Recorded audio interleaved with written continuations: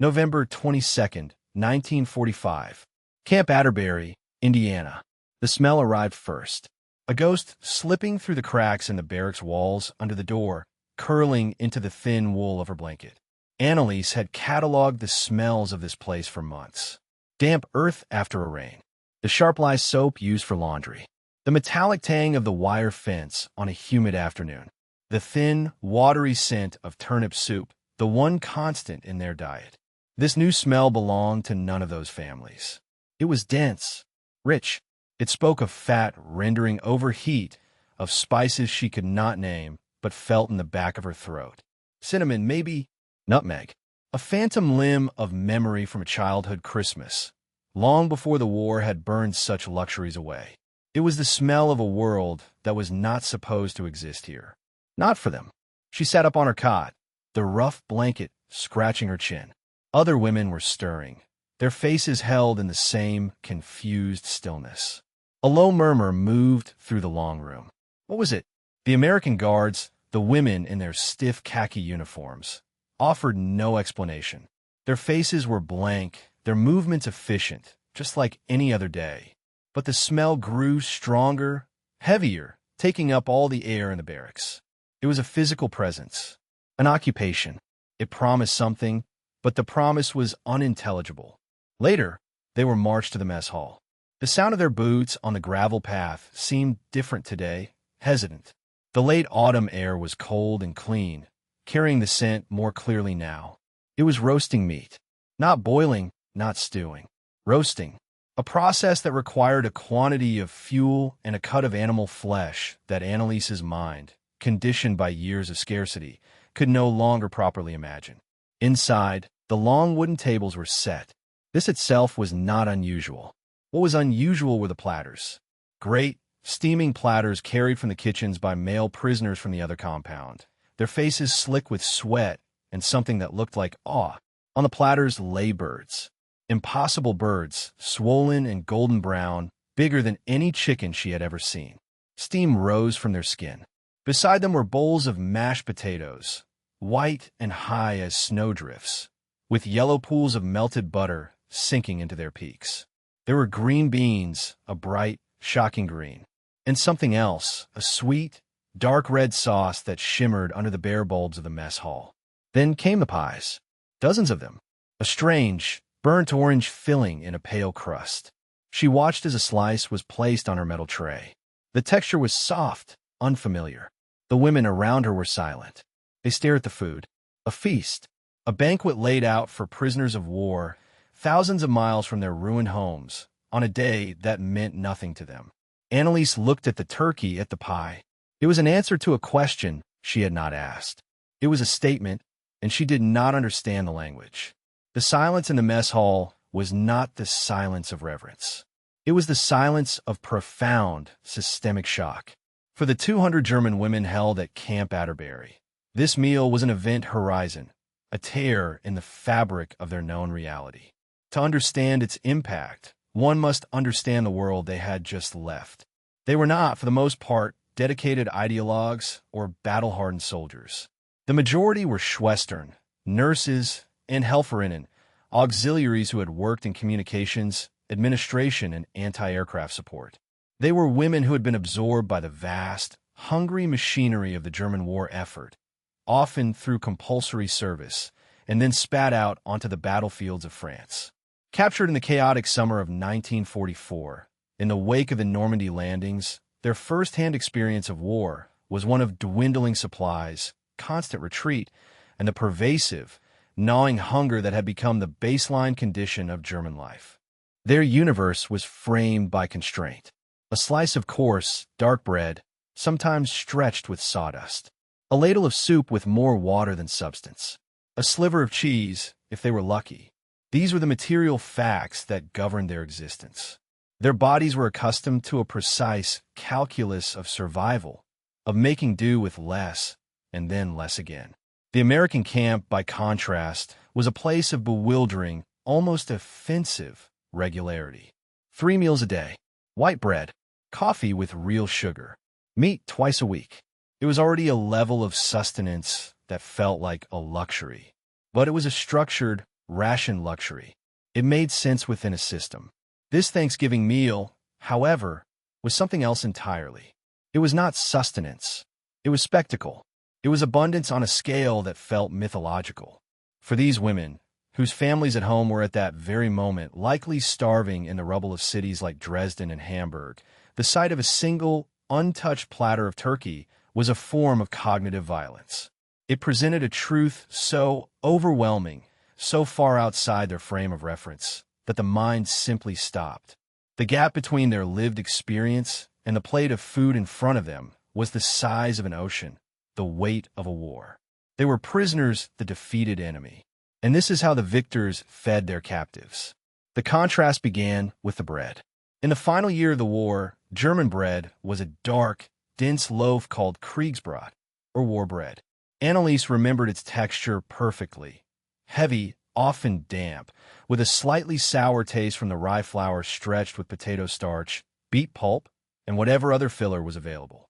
It was sliced thin and doled out with care, each piece a small, crucial deposit of energy. Here, at Camp Atterbury, the bread was white. It was light, airy, and came in seemingly endless stacks. The women had at first been suspicious of it, this pale, fluffy substance that seemed to dissolve on the tongue. It felt insubstantial, like eating a cloud. Yet there was always more. The contrast extended to the land itself. Through the barbed wire, Anneliese could see the Indiana landscape rolling away. Unscarred. No shell craters, no skeletal remains of bombed-out buildings. Just fields, trees, and the distant ribbon of a road where civilian cars drove past, their presence a quiet testament to a nation untouched by the physical destruction of war. It was an impossible peace.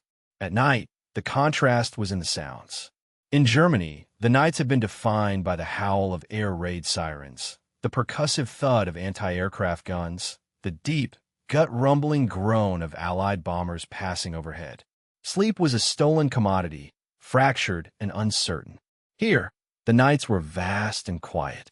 The only sounds were the crickets, the wind in the trees, and the occasional, lonely call of a train whistle far away. It was a silence that unnerved many of the women, a silence that felt loud, accusatory. It was the sound of a country that had never feared a bomb falling from its own sky. And then there was the information. For years, they had been fed a steady diet of propaganda from Goebbels' ministry. America was a decadent, chaotic society, racially impure and on the verge of internal collapse. Its industrial might was a bluff, its soldiers poorly trained and motivated. The women were told they were fighting a fragile enemy. The evidence of their own eyes presented a devastating rebuttal. The guards' uniforms were well-made, their boots sturdy. The trucks that supplied the camp were new. The sheer, boring efficiency of the place, the timetables, the logistics, the endless paperwork, spoke not of chaos, but of a deep, unshakable systemic order. The Thanksgiving meal was merely the most theatrical manifestation of this contrast, a truth so potent it could be tasted. A single bite of sweet pumpkin pie contained more calories, more sugar, more sheer material wealth than a German family might see in a week. It was a weaponized dessert, a logistical masterpiece on a plate. Each woman processed the spectacle through the lens of her own temperament. Anneliese, the nurse, saw it all in clinical terms. Her mind, trained to observe and quantify, began an involuntary calculation. The caloric density of the turkey, the grams of sugar in the cranberry sauce, the fat content of the gravy. She looked at the American women guarding the doors, the Women's Army Corps personnel, the WACs. She noted their posture, erect and easy. Their skin was clear, their hair shone under the lights. They looked healthy, a kind of robust health that comes from a lifetime of adequate nutrition. Anneliese's own hands, resting on the table, were thin, the knuckles prominent. She felt a professional curiosity mixed with a deep, hollow ache. This was what people looked like when they were not perpetually hungry. Liesel, a former Luftwaffe communications auxiliary in her late 30s, was more cynical. She saw not abundance, but a trick. She leaned toward her neighbor, her voice a low hiss. "Propaganda," she whispered. "They want to film us, show the world how humane they are." Don't let them see you enjoy it. For Liesel, this could only be a performance, a carefully staged scene in a psychological war. Kindness from a captor was more suspicious than cruelty. Cruelty was a language she understood. This lavish generosity was a code she could not decipher, and she assumed it hid a malevolent intent. She watched the male camp commander, a major, as he stood briefly at the front of the hall. He said a few words, something about a holiday, his tone casual, almost bored. His face was unlined by stress. He did not look like a man who had spent the last several years fighting a desperate, existential war. He looked like an administrator. This, more than anything, fueled Liesel's suspicion. Meanwhile, 20-year-old Greta, a former clerk who had been captured near Aachen, felt neither clinical detachment nor suspicion. She felt a simple, overwhelming pragmatism. Her family's fate in bombed-out Cologne was unknown. Her own future was a blank wall. All she had was this present moment, this tray of impossible food. She picked up her fork and began to eat. Methodically, slowly. She did not want to waste a single sensation. She committed the flavors to memory. The saltiness of the turkey skin, the unexpected sweetness of the yams, the tart burst of a cranberry. This was a memory she could store, a form of internal wealth that no one could take from her. She ate for herself, but she also ate for her mother, for her brother on the Eastern Front, for the ghosts of everyone she had lost. She ate with a quiet, desperate focus, ignoring the whispers of Liesel and the stunned stillness of Anneliese. The food was here. The duty was to eat it. The architecture of this moment was not rooted in malice or benevolence. It was built from the cold, hard logic of international law and the unassailable reality of American industrial might. The system that delivered a Thanksgiving turkey to a German prisoner in Indiana was the Geneva Convention of 1929. Its text was clear, its articles unemotional.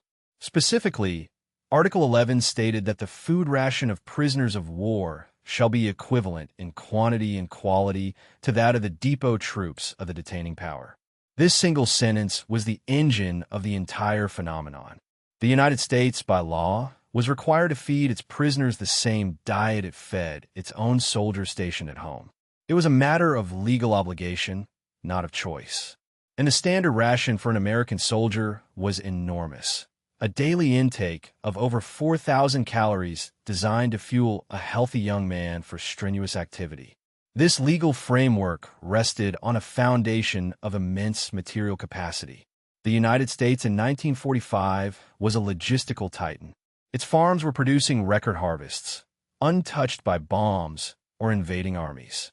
Its factories were churning out vehicles, weapons, and canned goods on a scale the world had never seen. The U.S. Army Quartermaster Corps, the organization responsible for supply, was arguably the most efficient logistical apparatus in human history. It had perfected the art of moving massive quantities of food, fuel, and equipment across oceans and continents. For this Leviathan, feeding the 425,000 Axis prisoners held in camps across the country was not a strain. It was a rounding error. It was a simple, downstream application of a system already designed to service millions. Anneliese, watching the kitchen workers move with practiced efficiency, saw the truth without knowing the name for it. She saw the standardized trays, the industrial-sized ovens, the calm, procedural way the feast was distributed. She realized this was not a special occasion created for them. They were simply being folded into an American special occasion. The meal was not a message. It was a byproduct. It was the exhaust of a vast and powerful machine, and they were just breathing its fumes. This recognition was more terrifying than any overt threat. It revealed that their very existence as prisoners was a minor administrative task for their captors, a problem to be managed with the same impersonal competence as vehicle maintenance or payroll. The shock of abundance was not confined to the mess hall.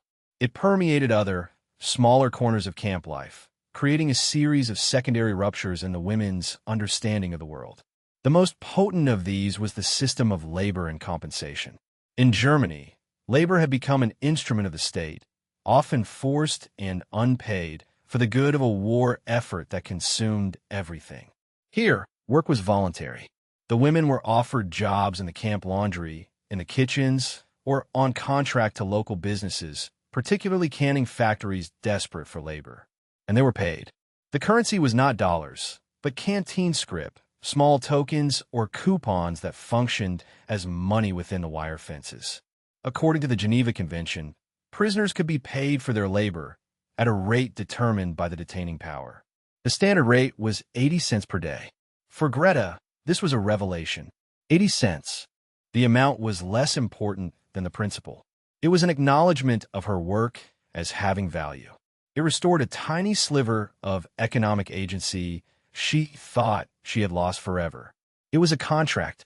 She took a job sorting vegetables at a nearby cannery. The work was monotonous, the hours long. But at the end of the week, she was given her scrip. She held the small coupons in her hand, the first money she had earned in over a year.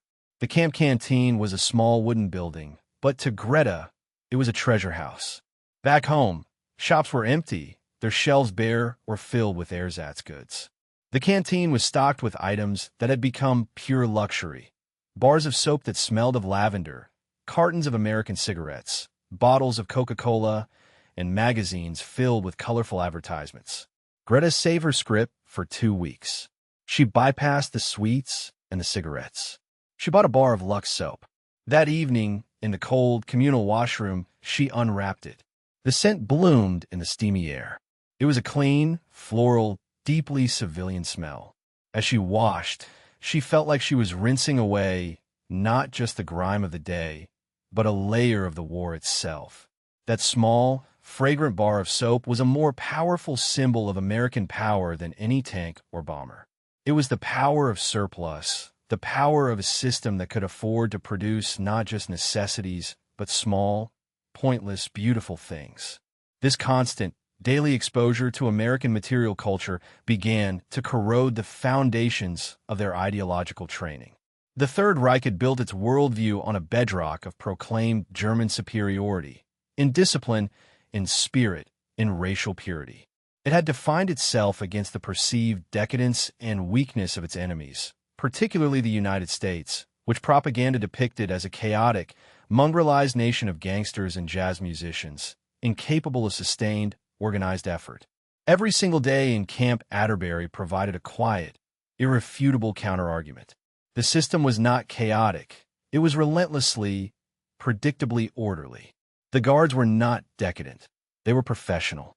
The nation was not weak. It was so strong it could afford to ship its prisoners 3,000 miles inland and house them in clean, warm barracks. The deepest friction arose from their interactions with the American female soldiers. The German women had been raised in a culture that defined a woman's role narrowly: mother, wife, homemaker. While the war had forced many women into factories and auxiliary roles, the underlying ideal remained. The WACs of Camp Atterbury represented a different model entirely. They were women in uniform, vested with the authority of the U.S. Army. They carried themselves with an unthinking confidence that the German women found both fascinating and unnerving. They gave orders. They managed logistics. They were competent. Liesel, the skeptic, watched them closely, searching for weakness, for a sign that this was all a facade. She saw none. One afternoon, a supply truck got stuck in the mud near the compound gate. The male driver struggled for several minutes, spinning the wheels uselessly. A WAC sergeant, a woman no older than 25, walked over. She didn't raise her voice. She simply issued a series of calm, precise instructions to the driver and a few other soldiers. Within 5 minutes, the truck was free. The sergeant made note on a clipboard and walked away. Liesel felt a chill. It was the casual, matter-of-fact display of competence that was so disorienting. This American woman wasn't trying to prove anything. She was just doing her job. The German women had been told they were part of a master race. But here, in this muddy field in Indiana, they were witnessing a power that didn't need to shout about its own superiority. It simply demonstrated it quietly and efficiently every single day. The sheer scale of the American prisoner of war program is difficult to comprehend from the vantage point of a single camp. Between 1942 and 1946, the United States became the temporary home for over 425,000 enemy prisoners, the vast majority of them German. More than 500 camps were established across 46 states, a sprawling archipelago of containment hidden in plain sight. The number of female prisoners was a tiny fraction of this total, likely numbering only a few thousand, concentrated in a handful of facilities like Camp Atterbury in Indiana and Camp Forest in Tennessee. The logistical chain that brought them there was a testament to the global reach of the American military. For Anneliese and the others captured in France, the journey began in the chaos of a collapsing front. They were processed through temporary enclosures in Normandy, then shipped to England.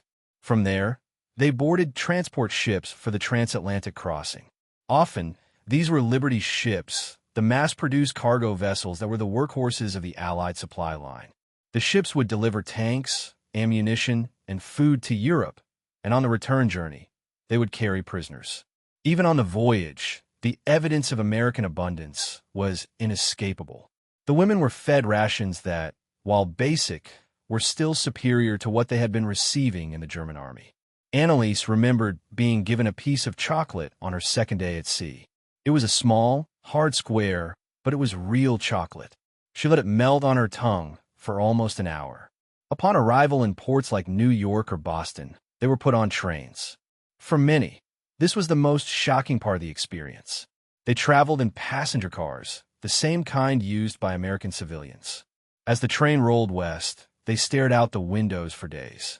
They saw cities without rubble, factories with intact windows, and an endless succession of small towns where life appeared to be proceeding with an unnerving normalcy. Greta kept a tiny, forbidden diary, a few sheets of paper folded into a book. In it, she tried to list the things she saw from the train window: a field of yellow corn stretching to the horizon, a woman hanging laundry in a backyard, children playing baseball.